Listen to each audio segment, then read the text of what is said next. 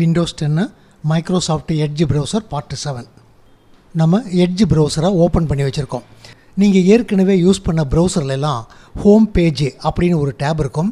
ஆனால் Edge browserல அந்த home page டேப்பை அவங்க ஹைடு பண்ணி வச்சுருக்காங்க.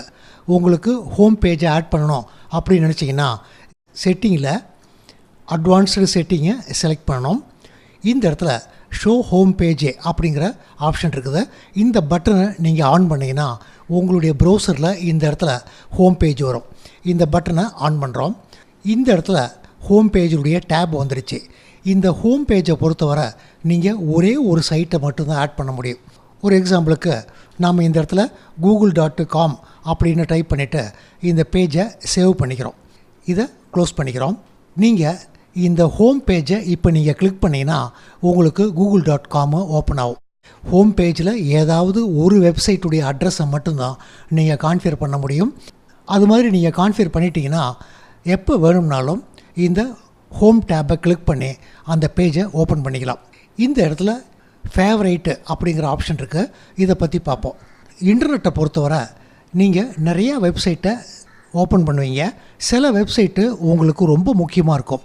நீங்கள் நிறையா சர்ச் பண்ணி தான் உங்களுக்கு தேவையான வெப்சைட்டை கண்டுபிடிப்பீங்க. ஒரு உதாரணத்துக்கு ஒரு 4-5 வெப்சைட்டு உங்களுக்கு ரொம்ப முக்கியமான வெப்சைட்டாக இருந்ததுன்னா இந்த வெப்சைட்டெல்லாம் ஃபேவரேட்டில் நீங்கள் ஆட் பண்ணிட்டீங்கன்னா ஃப்யூச்சரில் அந்த வெப்சைட்டை ஓப்பன் பண்ணுறது உங்களுக்கு ஈஸியாக இருக்கும். ஒரு உதாரணத்துக்கு இந்த விக்கிபீடியாவுடைய ஹெல்த் பேஜ் உங்களுக்கு முக்கியம்னா நீங்கள் இதை ஃபேவரேட்டில் ஆட் பண்ணிடலாம். ஃபேவரேட்டில் ஆட் பண்ணுறதுக்கு இந்த இடத்துல ஒரு ஐக்கான் கொடுத்துருக்காங்க. ஆட் டு ஃபேவரேட்டு அப்படிங்கிறத நீங்கள் கிளிக் பண்ணி ஃபேவரேட்டில் ஆட் பண்ணிடலாம். இந்த மாதிரி ஆட் பண்ணும்போது உங்களுக்கு இந்த பேஜுடைய இன்ஃபர்மேஷன் என்ன அப்படிங்கிறத இங்கே கரெக்டாக டைப் பண்ணிக்கலாம். இந்த ஃபேவரேட்டை கிளிக் பண்ணிங்கன்னா உங்களுக்கு 2 ஆப்ஷன் இருக்குது. இந்த இடத்துல ஃபேவரேட்டு பார் அப்படிங்கிற ஒரு ஆப்ஷன் இருக்குது, ஃபேவரேட் அப்படிங்கிற ஒரு ஆப்ஷன் இருக்குது. இந்த ஃபேவரேட் பாரை பற்றி பார்ப்போம். நீங்கள் நிறையா வெப்சைட்டெல்லாம் ஃபேவரேட்டில் ஆட் பண்ணுறீங்கன்னா ஃபோல்டரை க்ரியேட் பண்ணிக்கலாம். ஒரு எக்ஸாம்பிளுக்கு க்ரியேட் நியூ ஃபோல்டரை நம்ம செலக்ட் பண்ணிவிட்டு ஹெல்த்து அப்படின்னு டைப் பண்ணிக்கிறோம்.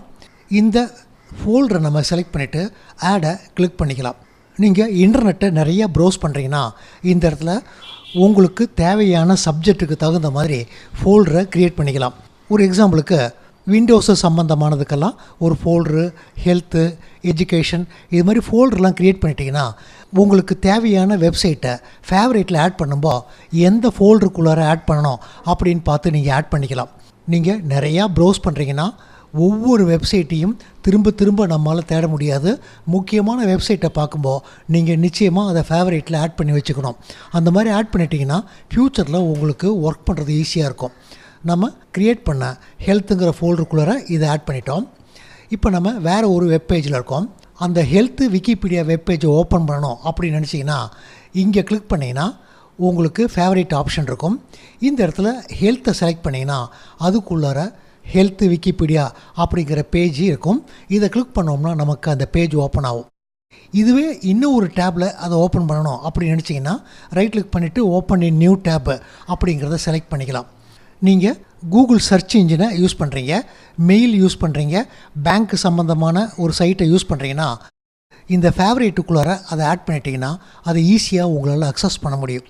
நீங்கள் ஒரு 4-5 சைட்டை தான் அடிக்கடி யூஸ் பண்ணுவீங்கன்னா அந்த சைட்டுடைய ஃபேவரேட்டை இந்த இடத்துலையே உங்களால் ஆட் பண்ண முடியும். இந்த இடத்துல ஆட் பண்ணிட்டீங்கன்னா அந்த சைட்டை அக்சஸ் பண்ணுறது ரொம்ப சிம்பிளாக இருக்கும். அதாவது ஃபேவரேட் பாரை ப்ரௌசர்லேயே காட்டு அப்படின்னு நீங்கள் கான்ஃபிகர் பண்ணிக்கலாம். அப்படி கான்ஃபிகர் பண்ணுறதா இருந்ததுன்னா செட்டிங்கில் ஃபேவரேட் பார் அப்படிங்கிற ஆப்ஷன் இருக்குது. இந்த பட்டனை நீங்கள் ஆன் பண்ணிட்டீங்கன்னா மேலேயே உங்களுக்கு ஃபேவரேட் பார் வந்துடும். இந்த பாருக்குள்ளார எதையாவது ஆட் பண்ணணும் அப்படின்னு நினச்சிங்கன்னா ஃபேவரேட்டை முதல்ல நீங்கள் ஓப்பன் பண்ணணும். ஒரு எக்ஸாம்பிளுக்கு இந்த யூடியூப்பை ஃபேவரேட்டில் நீங்கள் ஆட் பண்ணணும்னு நினச்சிங்கன்னா இதை ட்ராக் பண்ணி மேலே கொண்டு வரணும். இந்த ஃபேவரேட் பாருக்குள்ளார நீங்கள் ட்ராப் பண்ணிட்டீங்கன்னா இந்த இடத்துல உங்களுக்கு அந்த வெப்சைட்டுடைய இன்ஃபர்மேஷன் வந்துடும். ஒரு எக்ஸாம்பிளுக்கு நாம் ஸ்மார்ட் ஸ்க்ரீனையும் அதில் ஆட் பண்ணுறோம். 2 சைட்டுடைய இன்ஃபர்மேஷன் இங்கேயே வந்துருச்சு. இப்போ நீங்கள் இதை கிளிக் பண்ணதுமே அந்த வெப்சைட்டு ஓப்பன் ஆகிடும். ஒரு 4-5 வெப்சைட்டு அடிக்கடி நீங்கள் ஓப்பன் பண்ணுறீங்கன்னா அந்த வெப்சைட்டுடைய ஃபேவரேட்டை இங்கேயே நீங்கள் ஆட் பண்ணிக்கலாம். இங்கே இருக்கக்கூடியது உங்களுக்கு தேவையில்லை அப்படின்னு நினச்சிங்கன்னா அதை ரிமூவும் பண்ணிக்கலாம். இந்த ஃபேவரட் பார்லேருந்து நீங்கள் ட்ராக் பண்ணி கீழே கொண்டு வந்தீங்கன்னா அங்கேருந்து அது ரிமூவ் ஆகிடும். இந்த இடத்துல அது இப்போ ரிமூவ் ஆகிடுச்சு. மற்ற ப்ரௌசர்லாம் இந்த ஃபேவரேட்டை நம்ம புக் மார்க்கு அப்படின்னு சொல்லுவோம். நீங்கள் இந்த இடத்துல உங்களுக்கு தேவையான நூற்றுக்கணக்கான புக் மார்க்கு ஃபேவரேட்டை ஆட் பண்ணிட்டீங்க. நீங்கள் புதுசாக ஒரு லேப்டாப் வாங்குறீங்கன்னா டெஸ்க்டாப்பில் இருக்கக்கூடிய இந்த ஃபேவரேட்டை அப்படியே உங்கள் லேப்டாப்புக்கு கொண்டு வரலாம். அப்படி இல்லைன்னா நீங்கள் ஆப்ரேட்டிங் சிஸ்டத்தை ரீஇன்ஸ்டால் பண்ணுறீங்கன்னா இந்த ஃபேவரேட் எல்லாமே ரிமூவ் ஆகிடும். இந்த ஃபேவரேட்டு நீங்கள் ரொம்ப காலமாக ஆட் பண்ணிக்கிட்டே வரீங்க. இந்த மாதிரி ஆட் பண்ண ஃபேவரேட்டு உங்களுக்கு டெலீட் ஆகிடுச்சுன்னா புதுசாக அந்த சைட்டெல்லாம் தேடி நீங்கள் ஃபேவரேட்டில் ஆட் பண்ணணும். நீங்கள் ஆப்ரேட்டிங் சிஸ்டத்தை ரீஇன்ஸ்டால் பண்ணுறதா இருந்ததுன்னா இந்த ஃபேவரேட்டை அப்படியே எக்ஸ்போர்ட் பண்ணி வச்சுக்கணும். உங்கள் கம்ப்யூட்டரில் இருக்கக்கூடிய ஃபேவரேட்டெல்லாம் எப்படி எக்ஸ்போர்ட் பண்ணுறது அப்படிங்கிறத பார்ப்போம். இந்த செட்டிங்கை செலக்ட் பண்ணுறோம். இம்போர்ட்டு ஃபேவரேட்டு அப்படிங்கிற இந்த ஆப்ஷனை செலக்ட் பண்ணுறோம். இந்த ஆப்ஷனை அவங்க எதுக்காக வச்சுருக்காங்கன்னா, இதுக்கு முன்னாடி நீங்கள் ஃபயர்ஃபாக்ஸு, கூகுளுடைய க்ரோம் ப்ரௌசர்லாம் யூஸ் பண்ணுறீங்க. அதில் நிறையா ஃபேவரேட்டை ஆட் பண்ணியிருக்கீங்க. நீங்கள் எட்ஜ் ப்ரௌசர் தான் இனிமேல் யூஸ் பண்ணுறது அப்படின்னு முடிவு பண்ணிட்டீங்கன்னா இந்த ஃபயர்ஃபாக்ஸ்லேருந்து க்ரோமில் இருக்கக்கூடிய ஃபேவரேட் எல்லாத்தையுமே எட்ஜுக்குள்ளார நீங்கள் இம்போர்ட் பண்ணிக்க முடியும். அப்படி இம்போர்ட் பண்ணுறதா இருந்ததுன்னா நீங்கள் எந்த ப்ரௌசர்லேருந்து இம்போர்ட் பண்ணணுமோ அதை செலக்ட் பண்ணிவிட்டு நீங்கள் இம்போர்ட்டை செலக்ட் பண்ணிக்கலாம்.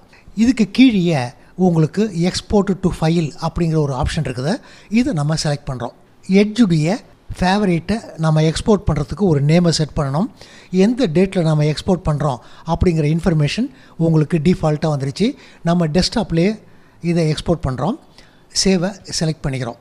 இப்போ டெஸ்க்டாப்பில் பார்த்தீங்கன்னா இந்த கம்ப்யூட்டரில் இருக்கக்கூடிய ஃபேவரேட் எல்லாமே ஒரு ஃபைலில் ஸ்டோர் பண்ணியிருக்கோம். நம்ம ஃபேவரேட்டை ஓப்பன் பண்ணி இந்த ஃபேவரேட்டில் இருக்கக்கூடிய இந்த இன்ஃபர்மேஷன் நமக்கு தேவையில்லைன்னா டெலீட் பண்ணலாம். ஒரு எக்ஸாம்பிளுக்கு நாம் ஆட் பண்ண எல்லா ஃபேவரேட்டையுமே இங்கே டெலீட் பண்ணிடுறோம். அதாவது புதுசாக ஆப்ரேட்டிங் சிஸ்டத்தை நம்ம லோட் பண்ணுறோம். லோட் பண்ண பிறகு அதில் ஃபேவரேட் எதுவுமே இருக்காது. ஏற்கனவே நீங்கள் ஃபேவரேட்டை எக்ஸ்போர்ட் பண்ணி வச்சுருக்கீங்க. அந்த ஃபேவரேட்டை உள்ளுக்குள்ளார இம்போர்ட் பண்ணிக்கலாம். இந்த இடத்துல இம்போர்ட்டு ஃபேவரேட்டு அப்படிங்கிற ஆப்ஷன் இருக்குது. இங்கே இல்லைனாலும் import favourite from another browser அப்படிங்கிறத செலக்ட் பண்ணிங்கன்னா இம்போர்ட்டு ஃப்ரம் ஃபைல் அப்படிங்கிற ஆப்ஷன் இருக்குது. இதை செலக்ட் பண்ணி உங்களுடைய லேப்டாப்பில் நீங்கள் டெஸ்க்டாப்பில் யூஸ் பண்ணக்கூடிய ஃபேவரேட் எல்லாத்தையுமே ஆட் பண்ணிக்கலாம். இப்போ ஓப்பனை நம்ம செலக்ட் பண்ணிட்டோம். இப்போ நம்ம ஃபேவரேட்டை கிளிக் பண்ணி பார்த்தோம்னா ஏற்கனவே நாம் ஆட் பண்ண எல்லா ஃபேவரேட்டும் இந்த இடத்துல வந்துடும். நம்ம ஏற்கனவே டவுன்லோடை பற்றி பார்த்துருக்கோம். இதுக்கு முன்னாடி என்னெல்லாம் டவுன்லோட் பண்ணியிருக்கீங்க அப்படிங்கிற இன்ஃபர்மேஷன் இந்த இடத்துல இருக்குது. ஹிஸ்ட்ரியை நம்ம செலக்ட் பண்ணுறோம். இதுக்கு முன்னாடி இங்கே என்னெல்லாம் வெப்சைட்டை ஓப்பன் பண்ணியிருக்கீங்க அப்படிங்கிற இன்ஃபர்மேஷன் காட்டும். சில இன்ஃபர்மேஷன் இங்கே காட்டக்கூடாது அப்படின்னு நினச்சிங்கன்னா இங்கேயே கிளிக் பண்ணி அதை டெலீட் பண்ணிடலாம். டோட்டலாக ஹிஸ்ட்ரியை நீங்கள் டெலீட் பண்ணணும் அப்படின்னு நினச்சாலும் டெலீட் பண்ண முடியும். டோட்டலாக ஹிஸ்ட்ரியை டெலீட் பண்ணணும் அப்படின்னு நினச்சிங்கன்னா கிளியர் ஹிஸ்ட்ரி அப்படிங்கிற ஒரு ஆப்ஷன் இருக்குது. இதை செலக்ட் பண்ணுறோம். இதை செலக்ட் பண்ணோம்னா ஹிஸ்ட்ரியில் என்னெல்லாம் இன்ஃபர்மேஷன் டெலீட் பண்ணணும் அப்படிங்கிறத நீங்கள் மேனுவலாக செலக்ட் பண்ணணும். பாஸ்வேர்டு இன்ஃபர்மேஷன்லாம் டெலீட் பண்ணணுமா, மீடியா லைசன்ஸை டெலீட் பண்ணணுமா அப்படிங்கிறத எல்லாத்தையுமே நீங்கள் செலக்ட் பண்ணிவிட்டு இந்த இடத்துல கிளியரை கிளிக் பண்ணிங்கன்னா ஹிஸ்ட்ரி டோட்டலாக உங்களுக்கு டெலீட் ஆகிடும். இதுக்கு கீழே உங்களுக்கு clear history when I close the browser அப்படிங்கிற ஒரு ஆப்ஷன் இருக்குது. இதை ஆன் பண்ணிட்டீங்கன்னா என்ன அர்த்தம்னா ஹிஸ்ட்ரி உங்களுக்கு வேலை செய்யக்கூடாது அப்படின்னு அர்த்தம். நீங்கள் ப்ரௌசரை ஓப்பன் பண்ணி நிறையா வெப்சைட்டை ஓப்பன் பண்ணுறீங்க, ஹிஸ்ட்ரியில் ஆட் ஆகிட்டே வரும். நீங்கள் ப்ரௌசரை க்ளோஸ் பண்ணும்போது அந்த இன்ஃபர்மேஷன் எல்லாத்தையுமே டெலீட் பண்ணிடும். நம்ம இதை இப்போ ஆன் பண்ண வேண்டிய அவசியம் கிடையாது. கிளியரை ஒரு தடவை செலக்ட் பண்ணுறோம். கிளியரை செலக்ட் பண்ண பிறகு பார்த்தோம்னா ஹிஸ்ட்ரிக்குள்ளார எந்த இன்ஃபர்மேஷனும் இருக்காது, எல்லாமே கிளியராக இருக்கும். இந்த பேக் ஆரோவை கிளிக் பண்ணி பார்க்குறோம். இப்போ நம்முடைய ஹிஸ்ட்ரிக்குள்ளார எந்த இன்ஃபர்மேஷனுமே இருக்காது, எல்லாமே டெலீட் ஆகிருக்கும். இந்த இடத்துல ரீடிங் லிஸ்ட்டு அப்படின்னு ஒரு ஆப்ஷன் இருக்குது. இந்த ஃபேவரேட் மாதிரி தான் ரீடிங் லிஸ்ட் ஒர்க் பண்ணோம். ஃபேவரேட்டுக்கும் ரீடிங் லிஸ்ட்டுக்கும் என்ன வித்தியாசம் அப்படிங்கிறத நம்ம நெக்ஸ்ட்டு கிளாஸில் பார்ப்போம். தேங்க்யூ.